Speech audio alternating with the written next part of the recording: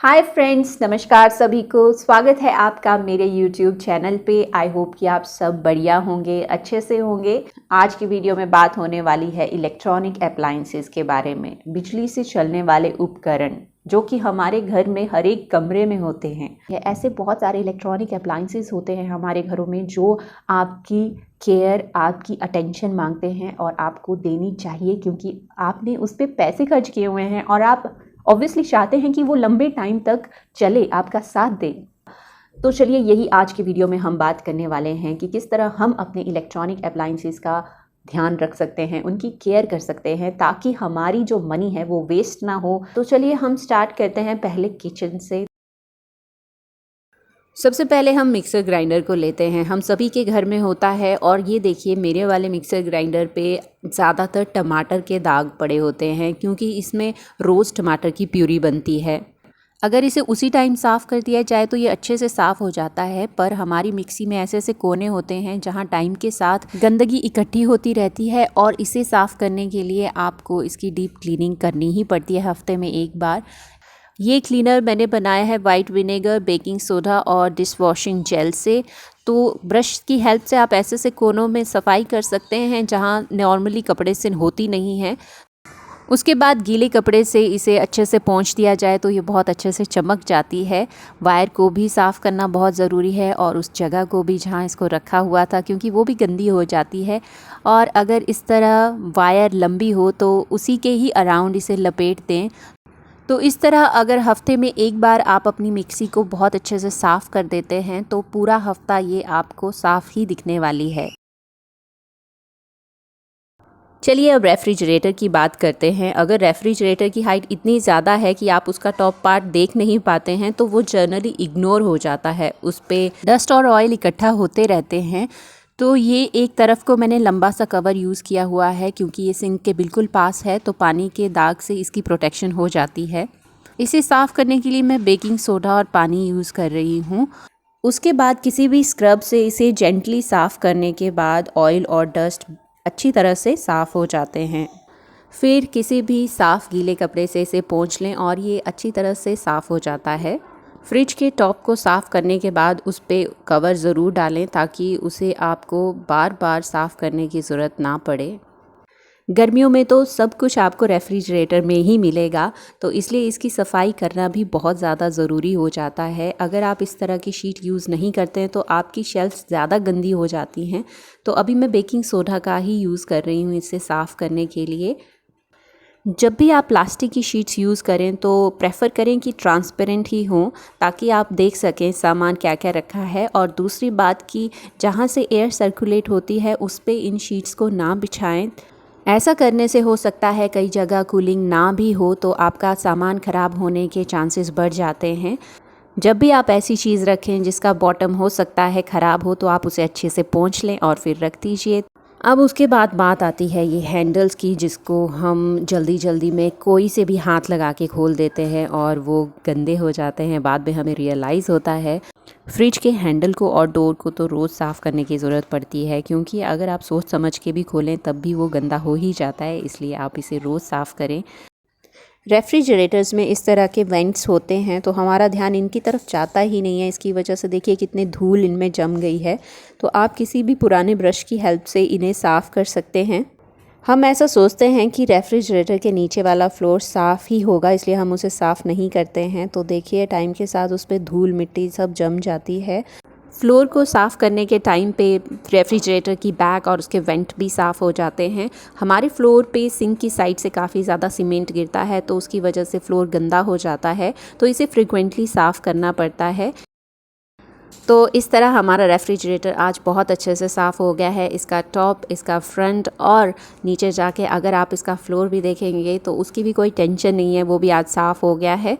तो इस तरह जब हम रेफ्रिजरेटर की क्लीनिंग करते हैं तो ये ज़रूरी हो जाता है हम इसके सभी पार्ट्स को अच्छे से क्लीन करें, क्योंकि डस्ट जो होती है वो हर एक जगह पहुंच जाती है। तो चलिए अब बात करते हैं चिमनीज़ के बारे में। तो चिमनीज़ के फ़िल्टर्स को साफ़ रखना बहुत ज़रूरी है ताकि जो ऑयल है वो अच्छी तरह से चिमनी सक कर सके। अगर ये ज़्यादा गंदे हों तो इन्हें खोल के साफ़ किया जा सकता है।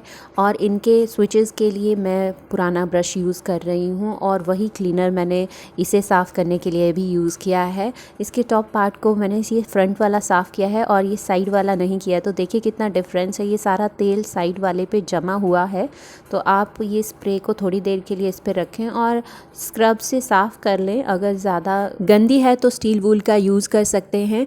ये वुडन फ्लैप ऊपर को हो जाता है, मुझे बाद में पता चला। अब मैं अपनी चिमनी को बहुत अच्छे से साफ़ कर सकती हूँ। तो इस तरह अगर आप चिमनी को अंदर से और बाहर से साफ़ रखेंगे तो ये सालों साल चलेगी। अब हम बढ़ेंगे फ़ैन्स की तरफ। तो देखिए फ़ैन्स की क्या लोकेशन है आपके घर पे, तो उसी से ही डिसाइड होता है कि वो कितना गंदा होगा। जो हमारा ये फ़ैन है बिल्कुल किचन के बाहर है, तो इस पे तेल और डस्ट इकट्ठा हो जाता है, क्योंकि हवा चलती है तो वो इस पे जमा होते रहते हैं, तो इसलिए ये ज़्यादा गंदा होता है और इसे फ्रीक्वेंटली साफ़ करना होता है। फ़ैन्स को पहले सूखे कपड़े से और फिर गीले कपड़े से किसी भी क्लीनर की हेल्प से आप साफ़ कर सकते हैं। इस फ़ैन में थोड़ा सा डिज़ाइन बना हुआ है और इसके ऊपर थोड़ी सी डस्ट इकट्ठी भी हो गई है, तो इसे साफ़ करने के लिए मैं पुराना ब्रश यूज़ कर रही हूँ। और दूसरा, विंग्स के ऊपर वाले सरफेस को अच्छे से साफ़ करना बहुत ज़रूरी है, क्योंकि यहीं जो है वो डस्ट, धूल सब इकट्ठी होती रहती है। तो अब मेरा ये फ़ैन 2 हफ़्ते के लिए तो साफ़ हो गया है। आजकल वैसे एंटी डस्ट फ़ैन्स भी चले हुए हैं, वो भी एक अच्छा आइडिया है अगर आप नया घर बना रहे हो तो। तो ट्यूबलाइट्स तो हम सबके घरों में होती है और सामने से देखने में बिल्कुल भी गंदी नहीं लगती है। देखिए कितनी साफ़ लग रही है, बट अगर आप उसके पास जाके देखें और ऊपर के सरफेस को देखें तो इस पे धूल मिट्टी जमा होती रहती है। ये देखिए हमारी वाली ट्यूबलाइट पे काफ़ी ज़्यादा डस्ट इकट्ठी हुई है, क्योंकि यहाँ बहुत ज़्यादा डस्ट पड़ती रहती है। इसे आप किसी भी कपड़े से हल्के हाथों से साफ़ कर सकते हैं, ज़्यादा गंदा नहीं होता है। और ये देखिए अब बिना डस्ट के कितनी अच्छी लग रही है। तो हफ्ते में एक बार तो ट्यूबलाइट्स की भी टर्न आनी चाहिए। और जो दूसरी तरह के लाइट्स हमारे घर में लगे हुए हैं वो ये है। देखने में तो बहुत सुंदर लगते हैं, बट उनकी सफाई रखना भी बहुत ज़रूरी हो जाता है। ज़्यादातर जो ये डिज़ाइंस होते हैं इन पे धूल जम जाती है, और ये देखिए ऊपर वाला पार्ट इनका रस्टी हो गया है, क्योंकि ये बहुत ज़्यादा पुराने हैं, इनकी केयर नहीं हो पाई है। तो इसे मैं ठीक नहीं कर पाऊँगी, बट हाँ ये डस्ट को मैं रिमूव कर दूँगी। ये मैंने माइक्रोफाइबर ब्रश लिया हुआ है, इससे बहुत ही अच्छे से साफ़ हो जाता है। कोई भी डस्ट होगी वो नीचे नहीं गिरेगी, वो इस पे चिपक जाती है। इसलिए मैं ज़्यादातर प्रेफर करती हूँ माइक्रोफाइबर क्लॉथ या माइक्रोफाइबर ब्रश। तो इससे बहुत इजीली साफ़ हो जाता है और हफ्ते में एक बार इन्हें साफ़ करना पड़ता ही है।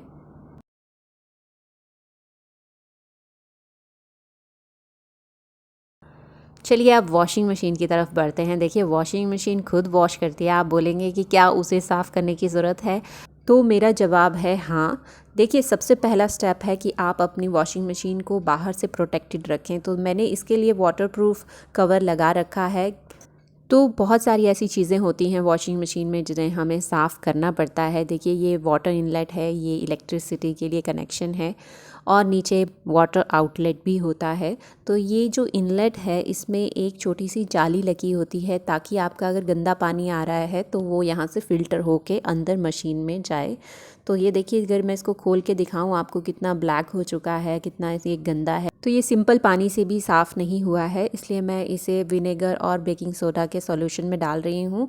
और तब तक मैं इसके कवर को साफ़ कर लूँगी, धो लूँगी। अभी अच्छी धूप है तो उसमें सूख भी जाएगा। तो अभी मैंने इसकी बैक और इसकी वायर साफ़ कर ली है, और जहाँ ये रखी हुई थी वो तो बहुत ही ज़्यादा गंदा हो चुका है, इसे भी साफ़ कर दिया है अच्छे से। कई बार कपड़े वगैरह भी नीचे गिर जाते हैं और ध्यान नहीं होता है, तो इसकी वजह से भी ज़्यादा गंदा हो जाता है। तो वॉशिंग मशीन बाहर से अच्छे से साफ़ हो गई है। अब इसे अंदर से साफ़ करने के लिए मैं वही क्लीनर यूज़ कर रही हूँ। और सबसे ज़रूरी होता है कि जहाँ आप वॉशिंग पाउडर डालते हैं उसे अच्छे से क्लीन करें। और सेकंड है लिंट कलेक्टर, जो ये रेशे वगैरह होते हैं कपड़ों के, वो इसमें कलेक्ट हो जाते हैं, और इसकी वजह से अगर आप इसको खोल के देखें तो इसमें बहुत ज़्यादा गंदा भरा होता है, तो इसे भी रेगुलरली साफ़ करने की ज़रूरत पड़ती है। तो मैं इसे ब्रश की हेल्प से साफ़ कर रही हूँ। अगर आपकी वॉशिंग मशीन में पैकेट टाइप आते हैं तो उसे भी रेगुलरली निकालते रहें, खाली करते रहें। तो अभी वॉशिंग मशीन अंदर से साफ़ हो चुकी है और ये फ़िल्टर भी अच्छे से साफ़ हो गया है। अब वॉशिंग मशीन पे कवर चढ़ा देंगे और इसका जो वाटर आउटलेट है वो भी मैंने छुड़ा दिया था, अब मैं उसे भी अटैच कर रही हूँ दोबारा और ये फ़िल्टर लगा दिया है। अब इसके साथ इलेक्ट्रिसिटी का कनेक्शन देने के बाद अब मैं इसे चलाने वाली हूँ। बेकिंग सोडा डालूँगी पानी में और जब ये पूरा भर जाएगा और चलने लगेगा तब इसमें वाइट विनेगर डाल के बस एक बार चला दूँगी और ये अच्छे से साफ़ हो गई है। तो चलिए अब हम बात करेंगे एसी के बारे में। तो कई बार ऐसा होता है हम टेम्परेचर लो करते रहते हैं बट वो कूलिंग हो नहीं पाती है। इसके कई कारण हो सकते हैं, हो सकता है टेक्निकल इशू हो कोई, बट कई बार हमारी क्लीनिंग में कमी रह जाती है तब भी ऐसा हो जाता है। तो जब भी आप क्लीनिंग करें इसे मेन से अच्छे से बंद करें। मैं एक पुराना ब्रश और एक कपड़ा और साथ में ये माइक्रोफाइबर डस्टर ले रही हूँ। तो ये अभी इसकी शीट्स छुड़ाई नहीं थी तो आज मैंने छुड़ा दी और इसके ऊपर से देखिए इतना ज़्यादा डस्ट निकली, हमें दिखती नहीं है तो हमें लगता है ही नहीं। अभी मैं इसको अच्छे से साफ़ कर रही हूँ ताकि ये भी चमक जाए। तो इसका फ्लैप जो है वो आसानी से खुल जाता है, आप इसे खोल सकते हैं।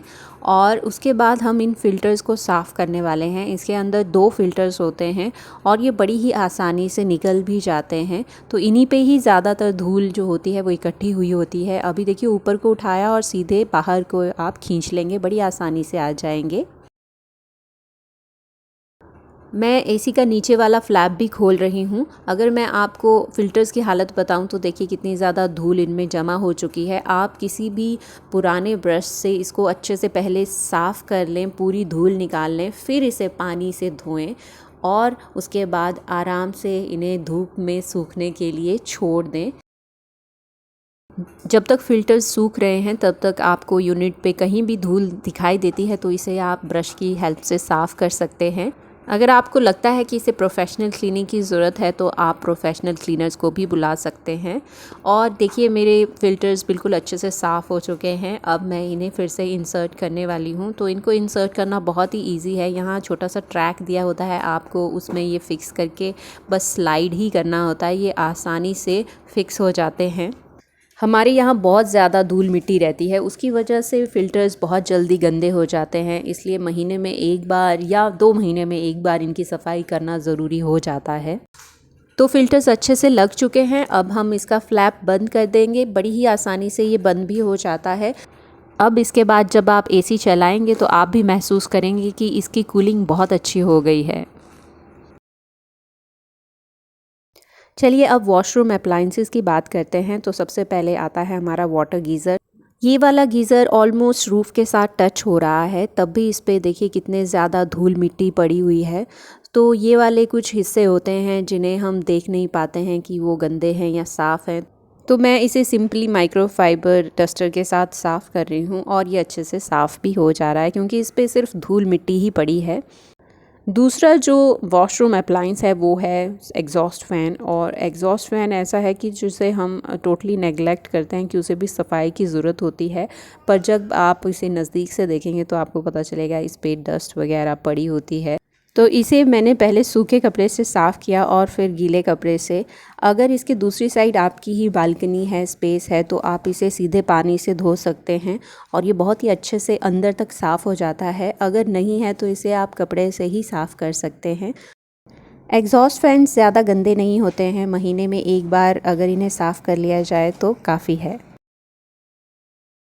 अगर आप भी चाहते हैं कि आपके जो घर की इलेक्ट्रॉनिक अप्लाइंसेस हैं वो लंबे समय तक चलते रहें, आपको कोई कष्ट ना दें, तो इन बातों का ध्यान रखिएगा। और चलिए अब मिलते हैं आपसे अगले वीडियो में। तब तक के लिए आप अपना बहुत सारा ख्याल रखिए, खुश रहिए। Bye bye.